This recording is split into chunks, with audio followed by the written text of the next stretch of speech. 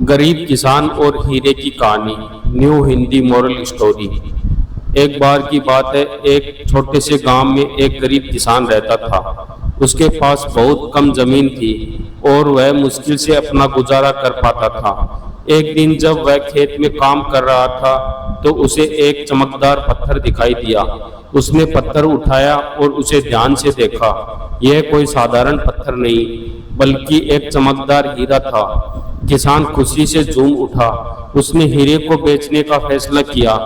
उसने सोचा कि इससे उसे और उसके परिवार को हमेशा के लिए आराम मिल जाएगा। वह शहर गया और एक जोरी के पास गया। जोरी ने हीरा देखा और उसकी कीमत लगाई।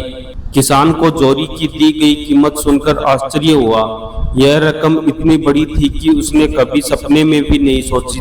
किसान ने हीरा बेच दिया और गांव लौट आया।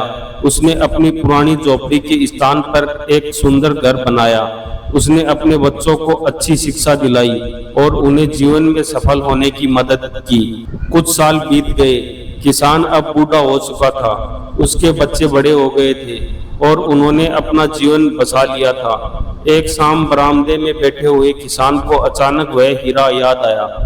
उसने अपने बेटे को बुलाया और कहा, बेटा, वह हीरा जिसने हमारी जिंदगी बदल दी थी, वह अभी भी मेरे पास है। बेटा चौंक गया। उसने सोचा कि पिताजी ने हीरा बेच दिया था। किसान ने अपने बेटे को वह हीरा दिखाया। बेटे ने कहा, पिताजी, यह हीरा तो अब बेकार है। आपने इसे इतने सालों तक क्यों रखा?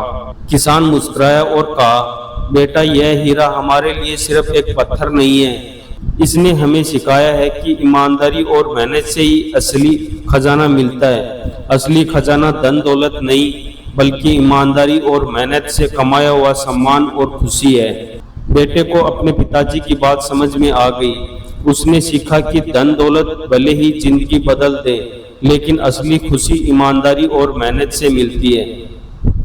यह कहानी हमें याद दिलाती है कि असली खजाना धन दौलत नहीं बल्कि ईमानदारी और मेहनत से कमाया हुआ सम्मान और खुशी है। यह जरूरी नहीं कि हमेशा बड़े खजाने मिले, लेकिन ईमानदारी और मेहनत से हमेशा खुशहाल जीवन पा सकते हैं।